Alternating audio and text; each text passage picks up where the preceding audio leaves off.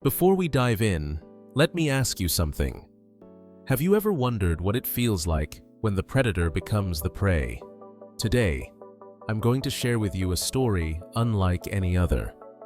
A tale where a notorious poacher, a man who spent years hunting wolves, suddenly found himself trapped in the very game he thought he controlled. Don't forget to subscribe to the channel and support wolf conservation, because the story you're about to hear proves that nature has its own justice. It begins deep in the forests of Montana, where the shadows run longer than the daylight, and silence itself seems alive. One man enters that silence with a rifle slung over his shoulder and a cruel confidence in his stride. He has set his traps the night before, iron jaws hidden beneath leaves, and snow meant to snap shut on legs, tearing muscle and bone. To him, it's routine. Wolves are trophies, pelts to sell teeth to keep.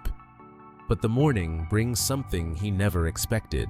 When he returns to check his traps, the first one is mangled, snapped open, twisted out of shape, as if something stronger than steel had forced it apart. The second is gone entirely, only claw marks carved into the dirt where it once lay. The third, the fourth, all destroyed. Each site carries the same signature deep gouges in the earth, the heavy mark of paws, tufts of gray fur clinging to broken metal. The man kneels, runs his hand along one shattered trap and frowns. His breath clouds in the cold air. He mutters to himself, "Wolves don't do this." Yet the evidence is undeniable. One by one, his carefully placed snares have been torn apart, not avoided, not bypassed, destroyed. As the forest swallows the sound of his boots, he begins to notice other details. Tracks, large, deliberate circling. The snow shows patterns he doesn't like. They aren't scattered trails of a wandering pack. They are precise, surrounding him in ways only hunters would recognize. At first, he laughs it off. He's the one with the gun after all. He's the one who has claimed dozens of pelts. What can wolves possibly do against a man with weapons? But the forest has gone quiet. No birds, no squirrels, only the crunch of his own steps. Then, far off, a howl, low, drawn out, echoing between the pines. Another joins it, then another, until the air itself vibrates with sound rolling in from every direction. He tightens his grip on the rifle. Sweat gathers under his collar despite the cold. For the first time in years, he feels what his prey must have felt, watched, surrounded, powerless. And that's when it hits him. The wolves aren't running from him. They're driving him deeper into the forest, herding him, turning his hunt into theirs. To understand what truly unfolded in that forest, we need to step back. We need to know the man who walked into those shadows and the world of wolves he dared to challenge. Because no story is ever just about a single night. It's about the years that shape the predator and the centuries that shape the wild. His name was Richard Calloway, though in hunting circles he was known simply as Rick. In small Montana towns scattered along the Yellowstone Range, his name carried both fear and admiration. Fear because Rick was ruthless. Admiration because he always came back with something strapped to the bed of his pickup, deer, elk, cougar, and more than once, wolves. For Rick, the forest was not a place of wonder. It was a marketplace. Every pelt was cash, every set of antlers a trophy someone would pay for. He was a man carved from hard times, laid off from a mill when he was only 20, drifting into odd jobs that never lasted. Hunting, trapping, selling furs, these became his livelihood. Over time, the business hardened into obsession. Wolves especially became his target. To him, they weren't animals to respect. They were rivals, competitors stealing the elk he wanted for himself. But while Rick measured wolves in dollars, biologists measured them in something else: survival. Montana's wolf packs had been slowly rebuilding after decades of extermination. Once nearly wiped out, wolves had returned, reclaiming their ancestral forests. Packs of 6, 8, sometimes 12 roamed valleys and ridges, keeping herds in check, restoring balance to the ecosystem. Where Rick saw profit, scientists saw a fragile miracle of recovery. And then there was the forest itself. Imagine vast stretches of evergreens, their trunks blackened by old fires, their crowns heavy with snow. Imagine rivers cutting through canyons, where ice clings to the stone and wind sings through the branches. This was no tame land. It was wilderness, raw, unforgiving, and deeply alive. Every step deeper meant surrendering control, whether a man admitted it or not. Rick never admitted it. He considered the woods his domain, a chessboard where he could place traps and always expect a result. But wolves do not play by human rules. Wolves are strategists of their own. A pack is not just a group of animals. It is a living, breathing network of minds. Each wolf senses the other's moves. Each responds to the tiniest signal, a twitch of ears, a shift of weight, a glance. Together, they are not just predators, they are tacticians. On that particular winter, food was scarce. Snow had fallen heavier than usual. Elk had migrated lower, leaving the higher ridges empty. Packs traveled farther, risked more. They were hungry, but they were also united. And hunger sharpens instinct. Locals had whispered about one pack in particular, larger than most, rumored to be led by a black-furred alpha male with scars across his muzzle. Hunters claimed his howl carried farther deeper than any other wolf's. Biologists called him Shadow, though no one knew his exact age. He was legend more than data point, a creature spoken of in the same breath as fear. Rick scoffed at the stories. To him, wolves were flesh and fur, nothing more. Legends didn't scare him. Only empty traps did. Still, there were things even Rick could not ignore. Twice he had found his traps tampered with, not by humans, but by claws and teeth. Once he returned to discover a half-eaten deer he had left, as bait had been dragged away, tracks surrounding it in a perfect ring, as if the wolves had danced around his claim. Each time his temper grew hotter. Each time his determination to outsmart them deepened. That is what brought him back to the forest that morning, rifle heavy in his arms, heart light with the thought of victory. He would prove himself against Shadow's pack. He would break their legend just as he broke their bones. But what Rick didn't understand, and what few humans ever do, is that the forest remembers. Every tree scarred by axes, every river poisoned, every animal trapped or slain, these are written into the land's memory. And sometimes the land responds. Rick thought he was walking into another routine hunt. He thought he was the one writing the rules. But the forest had already chosen a different script. As he pressed deeper, following tracks that seemed almost too deliberate, the first real doubt began to take root. Were the wolves leading him? The paw prints didn't scatter randomly. They curved, circled, then disappeared only to reappear behind him. More than once, he felt the hairs on his neck rise, that primal alarm humans carry from when they too were prey. And then came the silence. The forest emptied of birdsong, of rustle of anything but his boots. Silence in nature is not absence. It is presence. It means every creature is holding its breath, waiting. It means something larger than you has entered the scene. Rick shifted his rifle, scanning the trees. He told himself he was in control, that he was the hunter. But deep down, he knew the balance was shifting. This was no longer just his story. It was the wolves. Every story has a moment when the balance shifts, when the hunter steps too far into the unknown and realizes there is no easy way back. For Rick Calloway, that moment came not with the snap of a trap, but with the sound of a howl that froze his blood. He had been following the tracks for hours. At first, they looked like ordinary wolf prints, wide pads, claws pressing deep into the snow. But the more he studied them, the stranger they seemed. They weren't scattered trails of animals searching for food. They were deliberate weaving in arcs, that seemed designed to pull him forward. Each time he thought he had reached the end, the prince reappeared, leading him deeper into the forest's heart. His breath hung thick in the air. The sun had begun its descent, the sky bruising purple and gray. Rick cursed under his breath. He should have turned back hours ago, but pride is a dangerous companion. He tightened his grip on the rifle. If the pack was here, he would prove his dominance once and for all. Then it happened. A low growl rolled across the clearing. Not loud, not close, but steady like a warning whispered by the trees. Rick froze.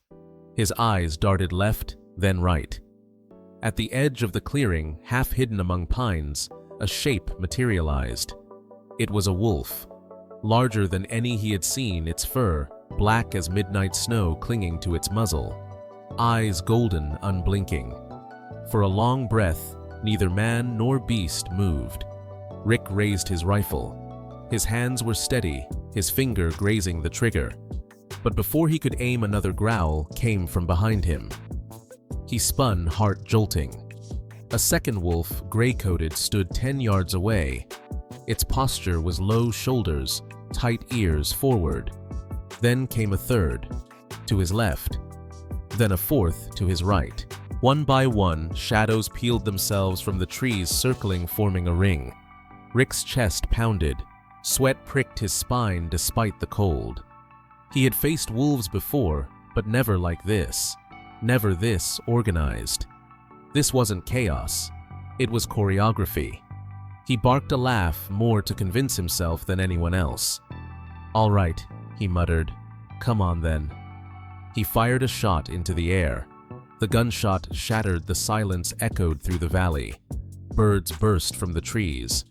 For a moment, the wolves flinched. But they didn't flee. They held their ground. Slowly, deliberately, the black wolf stepped forward. Rick's throat tightened. His rifle trembled now, the confidence draining from his limbs. He aimed at the black wolf's chest, but something inside him wavered. The animal's eyes weren't wild with fear. They were steady, intelligent, ancient. The wolf stopped just outside of shooting range. Behind him, the others adjusted, forming a semicircle that pinned Rick to the center. He could feel their breath in the air, hear the crunch of their paws in snow. His mind scrambled for logic. Wolves don't act like this. They don't coordinate like soldiers. And yet here they were, every step in perfect unison. Rick fired again, this time into the snow at their feet. The bullet cracked ice, spraying shards. Still, the wolves didn't retreat. They simply closed the circle tighter. Then a howl broke the air. Long, mournful, but sharp with command. It came from the black wolf, his muzzle lifted to the sky. The sound pierced Rick's ears, reverberating in his chest. Immediately, the others answered one after another, their voices layering into a chilling chorus. Rick staggered back, rifle shaking. For the first time in years, he felt something deeper than fear. He felt judgment. Because in that moment, surrounded by glowing eyes and iron voices, Rick realized he wasn't the hunter anymore. He was prey. He backed up until his boot struck something solid. He glanced down and froze. It was one of his own traps, twisted and broken, dragged here deliberately. Around it, paw prints overlapped in deliberate patterns like signatures, as if the wolves had carried his weapon to him to show him, "We know what you did." Rick stumbled. His pulse hammered. The forest spun. He fired again, blindly, the bullet cracking bark off a pine. But when he looked up, the black wolf had moved. Closer now, only yards away, snow clinging to its fur like armor. Rick's voice cracked in the cold. "Stay back. Survival is never about who carries the sharpest weapon. It's about who adapts, who endures, who refuses to break when the wild presses in." For Rick Calloway, the days that followed his first encounter would strip away everything he thought he knew about control. The wolves did not attack. Not outright. That was the most terrifying part. They tested him, watched him, herded him. After the howls died, The pack melted into the trees as if swallowed by shadow. For a moment, Rick thought he had scared them off. He stumbled toward the ridge, clutching his rifle, muttering curses under his breath. But the silence followed him. Every step felt like it was being measured. By dusk, exhaustion gnawed at him. His canteen was half empty. His food, a few strips of jerky, wouldn't last long. He had planned for a day's work, not a siege. Snow fell heavier, cloaking the ground, erasing paths. The forest had turned into a labyrinth. That night, he built a fire. The flames flickered weakly against the wind, casting long shadows. He sat close, rifle across his knees, eyes darting into the dark. Then, he heard a crunch of snow, soft but deliberate. He whipped his head around. Two glowing eyes shimmered just beyond the firelight. A wolf stood there, silent, unmoving. Its breath steamed in the cold. Rick raised his gun finger on the trigger, but the wolf didn't lunge. It simply stared. Seconds stretched. Then, as quietly as it had come, it turned and vanished into the black. That was the game. Each time he thought he was safe, one appeared behind a tree on a ridge near the fire. Never too close, never attacking, just reminding him, "We're still here." Sleep became impossible. Every rustle jolted him awake. Every shadow felt alive. He began to mutter to himself, voice fraying. "They're not going to win. They're just animals. Just animals." But deep down, he no longer believed it. By the second day, hunger gnawed. He tried to set snares for rabbits, but the snow buried them. His hands, cracked and bleeding, shook as he tied the knots. Hours later, he returned to find the snares destroyed. Not just sprung, pulled apart, scattered, marked with fresh paw prints. The wolves were dismantling his survival piece by piece. Rick's fury boiled. He screamed into the trees, firing a shot into the empty air. "Come on, face me." His voice echoed and died. Only silence answered. Then faintly, a chorus of howls rose, mocking, deliberate, distant, yet everywhere. That night he dreamed of teeth in the dark. By the third day, his body began to fail. He moved slower, rifle heavier. Thoughts blurred. Snow clung to his coat. Ice stiffened his boots. He stumbled often, catching himself on trees. The forest no longer looked like a place he knew. It was endless, merciless. Still, the wolves did not kill him. They pushed him. When he veered toward the ridge that might lead out, they appeared blocking the way, growling low, until he turned back. When he strayed too far from the valley, they drove him down again, snapping branches in the shadows, letting him glimpse fangs before fading away. They were not hunting for food. They were teaching him. On the fourth night, something broke inside him. Curled by a dwindling fire, he whispered into the dark, "Why me? Why not just finish it?" His voice cracked. His pride, his cruelty, the image of the fearless hunter, all had been peeled away. What was left was just a man shaking, begging shadows for mercy. And that's when he noticed something strange. Across the firelight, a wolf appeared. Not the black alpha, but a smaller gray, its coat ragged, one ear torn. It limped, slightly scarred from old battles. Rick froze. The wolf didn't attack. It simply watched him, head tilted, ears twitching at his trembling breath. In that gaze, Rick saw no malice, only calculation, curiosity. He lowered his rifle. His hands shook, but he did it anyway.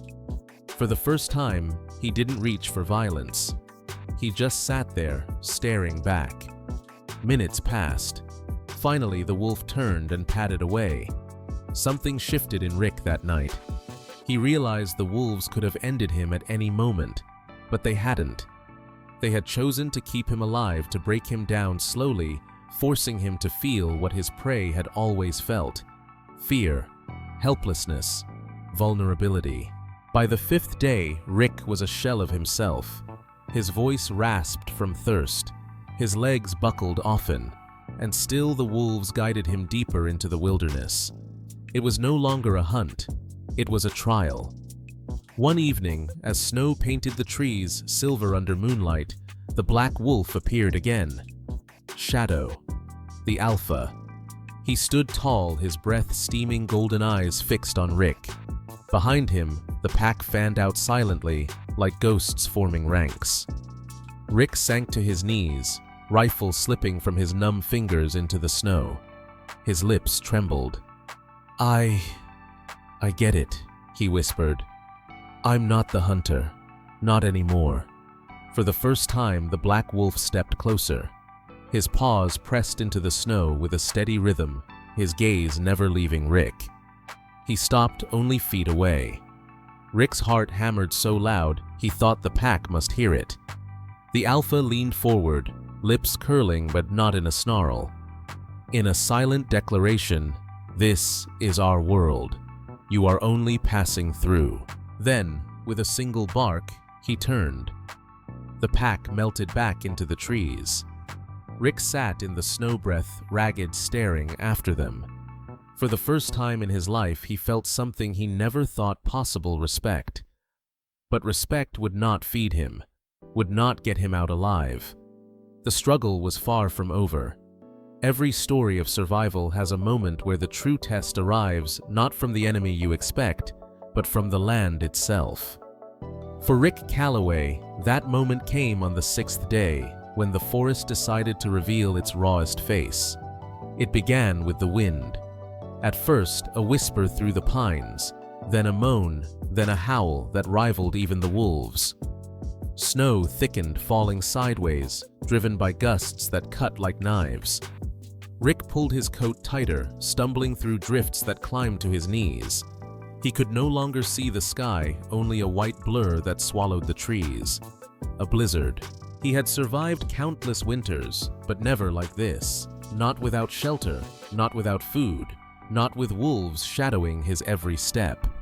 His firewood was gone, his matches damp. He was one man against a storm that could bury him alive. By midday, the temperature plunged. Frost clung to his beard, his breath freezing before it left his lips. His hands turned numb stiff around the useless rifle. Every step was agony, his legs dragging, as though the snow itself wanted to claim him. Then he heard it, the sound of movement. Not the storm, not the creak of branches. Something heavier, deliberate, crashing through snow. He spun, blinking against the white. Shapes appeared dark against the storm, circling again. The wolves. For a heartbeat, fear surged. He thought they had chosen this moment to strike. But then he noticed something different. Their bodies were low, their heads against the wind. They weren't stalking him. They were bracing against the same storm. A crack split the air like thunder.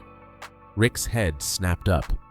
Somewhere above, snow broke free, an avalanche roaring down the slope. He had wandered too close to the mountain's edge. Instinct took over. He ran, legs pumping, lungs burning.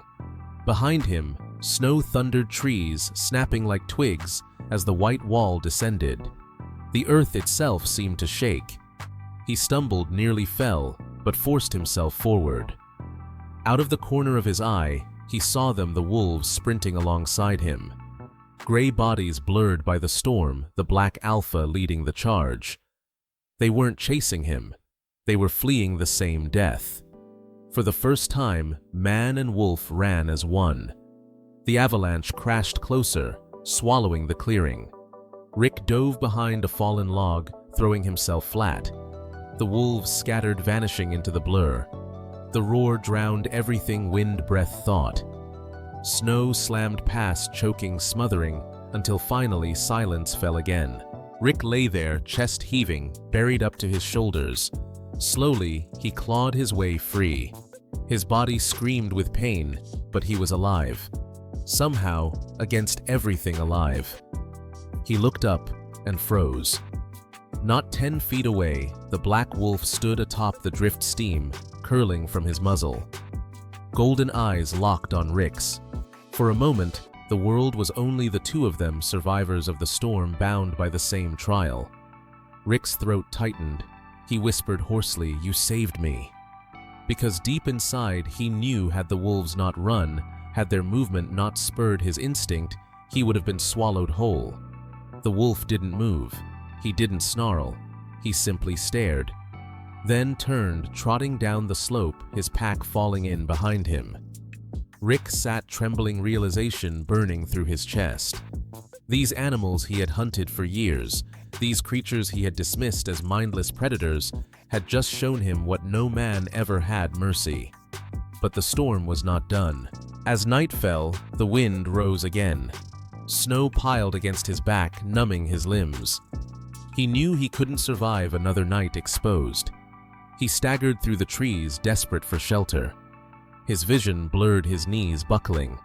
Just as he thought his body would give, he stumbled into a hollow, an old den dug into the hillside, its entrance sheltered by roots and stone. He collapsed inside, curling into the darkness, gasping. The warmth was faint, but it was enough. He let his eyes close. When he opened them again, he wasn't alone.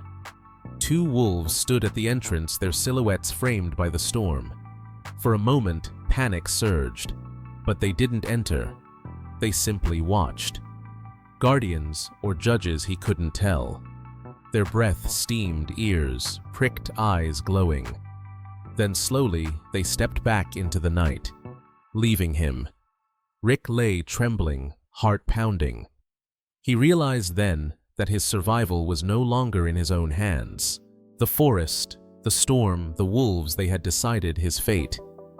He was no longer a player, but a piece on their board. And yet, as the blizzard howled, he felt something strange. Not just fear, not just exhaustion, something deeper, a spark of respect. For the first time, he understood the wolves weren't his enemy. They were the forest's truth, the balance he had spent his life denying. By morning, the storm eased. The forest lay buried, silent, pristine. Rick emerged from the den, shivering, his body frail but alive. He stumbled through drifts, each step harder than the last. Then he heard it, a howl.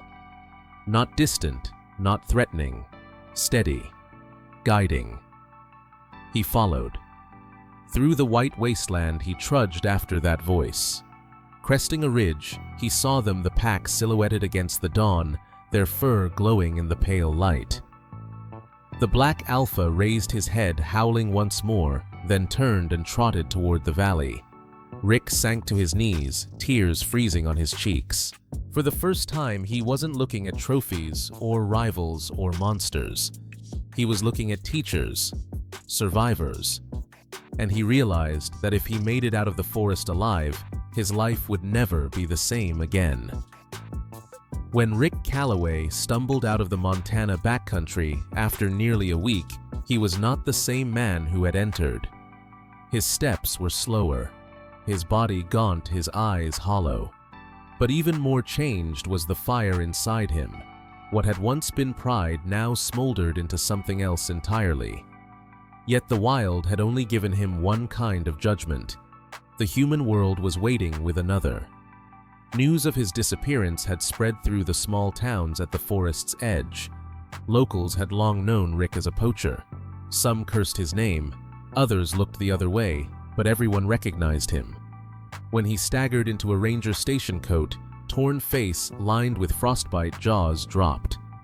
"Rick Calloway," one ranger muttered. "We thought you were dead." Rick collapsed into a chair, too weak to speak. His rifle was gone, lost to the snow. His traps never recovered. For the first time in his life, he had nothing to show. But the questions began almost immediately. What were you doing out there? Why were you so deep in the restricted zone? Did you set traps again? Rick lowered his head. For once, he didn't have his usual smirk, his practiced excuses.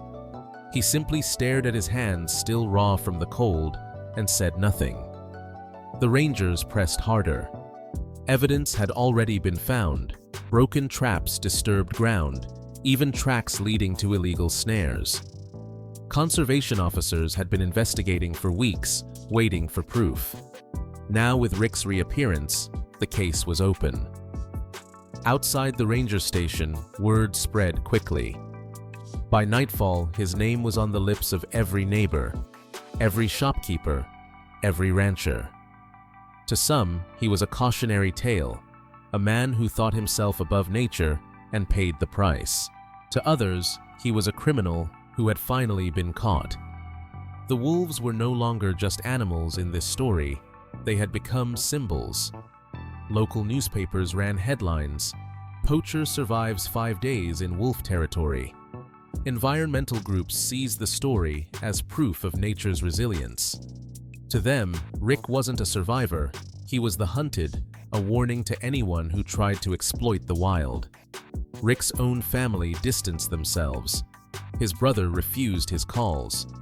Old hunting buddies avoided his gaze. For the first time, he was truly alone. Investigators soon arrived. They photographed his injuries, cataloged the broken traps, and collected statements.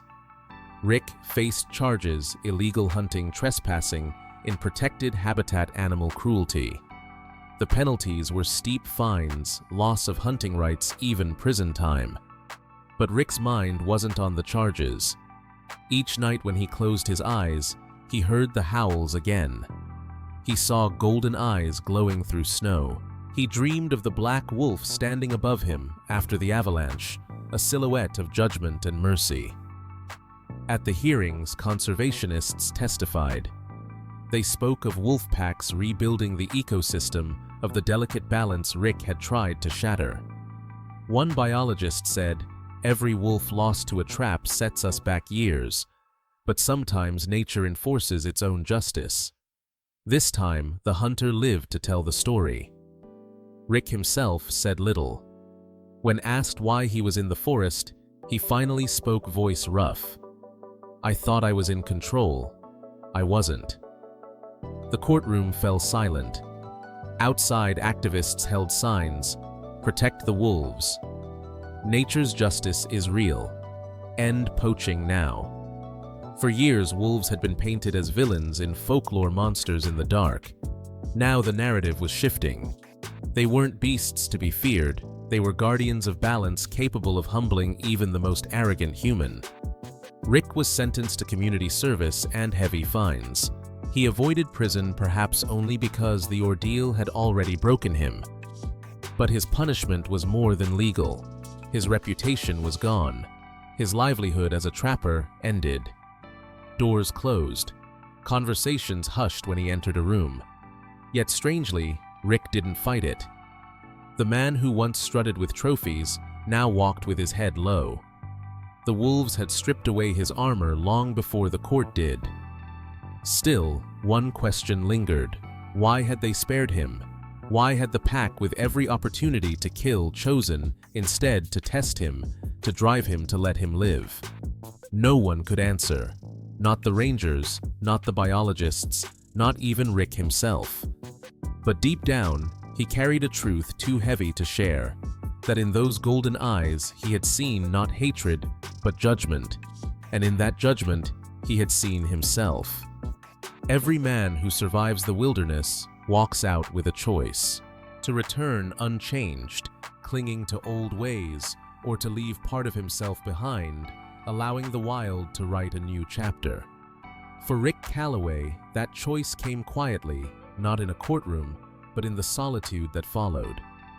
After his sentencing, Rick withdrew from town life. He sold his pickup, abandoned the shed where he had once skinned pelts, and moved into a small cabin near the river. He no longer carried a rifle. Instead, he carried silence. But silence does not erase memory. At night, he still dreamed of snow burying him alive, of glowing eyes circling the fire, of the black wolf standing above him as the avalanche roared. One evening, he walked the river's edge with nothing but a walking stick. Snowmelt roared past, carving whitewater through the canyon. Above the sound of rushing water, he heard it a howl. Low, steady, rolling across the valley. His breath caught. He froze every muscle taut as though the sound itself was a hand pressing against his chest. Then came another howl higher from farther off. Then another. The valley filled with voices. He closed his eyes. Instead of fear, he felt something different: recognition. Over the weeks that followed, Rick found himself drawn to the edge of the wilderness. He hiked farther each time, always careful, never carrying weapons. He saw tracks pressed into mud, tufts of fur snagged on branches. Once he found the remains of an elk cleanly stripped by teeth and shared by many. The signs were everywhere the pack was thriving. And then, one late afternoon, it happened. He reached a ridge overlooking the valley. The sun burned low, painting the snowfields orange. And there on the far slope, he saw them. Wolves. 7, maybe 8. Their coats shimmered in the dying light. They moved as one, flowing over the ridge like water. At their head, unmistakable, was the black wolf. Shadow. Rick's throat tightened. His knees weakened. Every instinct told him to back away. Yet he stayed rooted to the earth, unable to look anywhere else. The wolves paused on the slope. Shadow lifted his head. Their eyes met across the distance: man and beast, predator and prey, survivor and judge. Rick whispered, though no one could hear, "Thank you." And in that still moment, something extraordinary happened. Shadow turned his muzzle skyward and howled. The others joined a chorus that poured into the valley, ancient and unbroken. Rick stood trembling, tears freezing on his lashes as the sound wrapped around him like a cloak. It was not a threat. It was not a warning. It was a farewell. For in that howl, Rick heard recognition. The pack knew him not as the poacher who once sought their lives, but as the man they had tested and spared. When the wolves moved on, disappearing into timberline, Rick remained alone on the ridge. He knew he would never see them so close again. But he also knew something else: they had given him more than mercy. They had given him a chance. From that day forward, Rick's decision was clear. He would never hunt again. Not wolves, not deer, not anything. Instead, he began to work with conservation groups quietly, at first, then openly. He used his own story, harsh, shameful, redemptive, as a warning to others who thought the forest could be conquered. "The wolves don't need us," he told a small gathering at a local school one evening. "But we need them. Without them, the land is empty. Without them, we forget who we are." The children listened wide-eyed. Some parents scoffed, unable to believe the change. But Rick didn't care. He had made his choice, and the wolves had already marked it. Because sometimes the greatest farewell is not spoken by human tongues. It is carried in the sound of a howl across the snow, reminding us that we are not the masters of the earth, but only guests who pass through. Stories like Rick Calloway's rarely end in neat circles. Survival changes a man, but transformation is not instant. It is slow, uneven, sometimes resisted. Yet, as the seasons turned, Rick's path revealed itself, shaped not by pride or profit, but by the echo of howls he would never forget. Months passed since his encounter with the pack. Rick's days grew quieter. He worked odd jobs around town, splitting firewood for neighbors, repairing fences, clearing brush. No longer the swaggering poacher, he moved with humility, eyes downcast, his once rough hands now steady with care. At first, people distrusted him. Some jeered, others whispered, "That's the man the wolves let live." But as time went on, his actions began to speak louder than his past. He donated his old traps to a sanctuary for educational displays. He volunteered on trail cleanups. When calves went missing from nearby ranches, Rick surprised everyone by advising ranchers on non-lethal deterrents instead of offering to hunt predators. Privately, he kept returning to the forest, never with a rifle. Sometimes with only binoculars, sometimes with nothing at all. He never sought to follow the wolves directly, He knew better than to intrude, but he listened. He learned the rhythms of their valleys, the patterns of elk herds, the timing of seasonal migrations. The man who once measured animals by their market value now found meaning in simply watching them move. One winter morning, as snow drifted down in lazy spirals, Rick spotted fresh paw prints along a ridge. They weren't scattered. They ran straight, purposeful, a line of travelers on ancient paths. He followed from a respectful distance until far off he saw them. The pack. Smaller than before, perhaps some had dispersed, but still strong. Shadow led them, black coat gleaming even beneath gray skies. Rick stood motionless, heart pounding. He raised no gun. He whispered only one word, alive. And that was enough. Back in town, Rick slowly built a reputation, not as a poacher, but as something unexpected, a reluctant educator. Wildlife officers, once his enemies, invited him to speak at meetings. Schools asked for his story. He stood awkwardly before audiences, rough voice cutting through silence. I thought I was untouchable. I thought wolves were just fur and teeth. But the forest proved me wrong. I became prey. And in that, I found the truth. His words carried weight not because they were polished, but because they were lived. Children leaned forward listening as if to a campfire tale. Ranchers folded their arms skeptical, but even they could not deny the change in his eyes. Rick never became a hero. He never wanted to.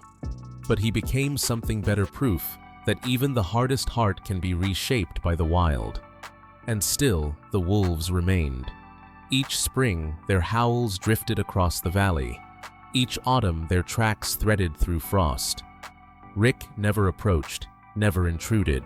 Yet sometimes in the stillness of dusk, he swore he felt them watching. Not with malice, not with threat, with memory.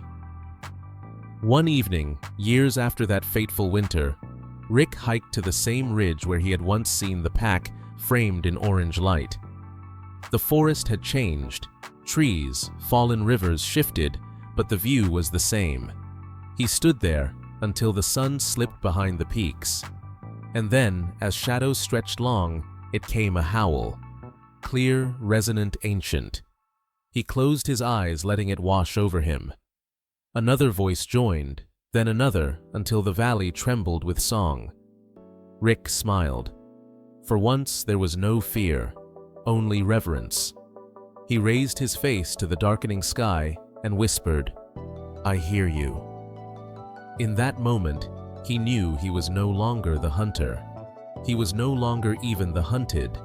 He was simply a man who had been granted the rarest of gifts, a second chance. Every story leaves behind a lesson. Rick Calloway's tale was never just about one man or one pack of wolves. It was about the balance. We forget the arrogance we carry and the truth the wilderness always remembers. Rick entered the forest believing he was the master, armed with steel and pride. He left stripped of both, humbled by creatures he once hunted without mercy. Wolves showed him what no courtroom or fine could, that the roles of hunter and prey are not fixed. That arrogance blinds us, but respect can set us free. In the end, Rick's survival was not about bullets or traps. It was about listening, about seeing the intelligence in golden eyes, the unity in a pack's movements, the mercy in being spared when every instinct told him he should have been destroyed. Nature became his teacher, the wolves his unexpected guides. And this is the truth we must carry with us. Wolves are not monsters. They are not villains lurking in folklore. They are guardians of ecosystems, keystones of balance, survivors of persecution. When we kill them, we don't just silence their howls, we unravel the fabric of the wild itself. Rick's life after the encounter became a testament. He turned from poacher to witness, from destroyer to protector. His story proves that change is possible even for the hardest hearts. But his transformation came at a cost. fear, isolation, and the stripping away of everything he thought he knew. We don't have to wait for disaster to learn what Rick learned. We can choose now to respect, to protect, to stand for the wild before it teaches us the hard way. So when you hear a howl echoing across the night sky, remember this: it is not a threat. It is an ancient voice calling us back to humility, reminding us we are only one part of a larger story. Rick once said, "The wolves don't need us, but we need them," and he was right. Without them, the land is emptier. Without them, we are smaller.